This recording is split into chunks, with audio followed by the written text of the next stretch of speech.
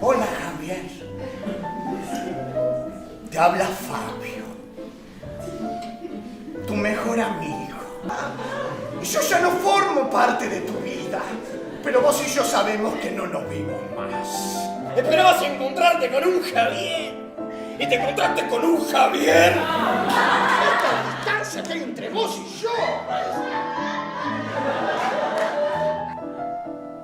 Nos estamos viendo hoy, Javier, con todo lo que nos costó encontrarnos. Me quiero sacar esta espina que tengo clavada en el corazón hace más de 28 años.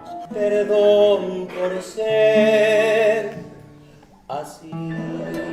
Javier y Lucía se dieron un beso en el patio. ¡Aquí los timpani! ¡Dragón!